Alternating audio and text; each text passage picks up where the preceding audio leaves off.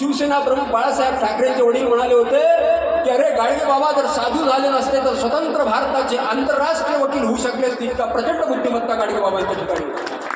केवळ 3x6च्या छोट्याशा डायरीमध्ये नाशिकच्या धर्मशाळेमध्ये लोखंड पाहिजे, आमच्या गोरक्षणामध्ये गाईसाठी चारा पाहिजे, श्रद्धानंद वसतिगृहामध्ये मुलांसाठी जेवणासाठी ताटं नाही. हे आज कॉम्प्युटर आलं, ते कॉम्प्युटर गाडगे बाबांच्या डोक्यामध्ये त्यावेळेला फिट होतं आणि त्यावेळेला गाडगे बाबांनी गृहत्याग केला. हे सगळं सुंदर होतं, मुलगी बायको होती, पोरं होते, सगळं व्यवस्थित झालं होतं, श्रीमंत कुटुंब होतं. आणि तो गृहत्याग कोणासाठी केला? काल रात्री 11:15 वाजता आपण गाडगे बाबांनी इथं श्रद्धांजली समर्पित केली. आपण लक्षात घ्या, तो गृहत्याग तुमच्या माझ्यासाठी केला.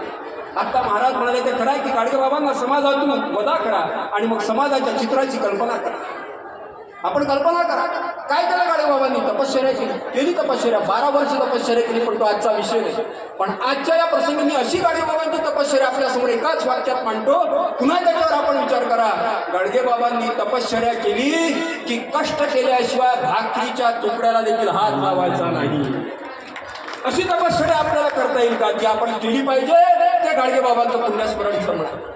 नाही तर अच्युतराव दादा देशमुख केले, बापूसाहेब आहे, सागर आहे, गजानन भाऊ आहे, जातील सगळे जातील. आपण पुण्यतिथी महोत्सवांमध्ये आकडे वाढवत जाऊ. 68 होईल, 69 होईल, पण आपली प्रगती नाही. आणि त्यावेळेला गाडगे बाबांनी सर्वत्र भ्रमण केलं आणि भ्रमण केल्यामध्ये गाडगे बाबांना लक्षात आलं की शिक्षणाच्या अभावी माणसं अडाणी होत चाललेली आहे. गरीबाची मुलं, शेतकऱ्याची मुलं, जी छोटी लहान मुलं फुलं आहेत ती कोमेजत चाललेली आहे. दारूच्या पेल्यामध्ये माणसांनी आपलं जीवन नव्हे तर आपले सर्व संसार रसातळाला गेलेले आहेत. आणि सावकारांनी तर कुटुंब कर्जापायी आपल्या संपूर्ण त्या कर्जाच्या चरकातून पिळवटून काढायला सुरुवात केलेली आहे.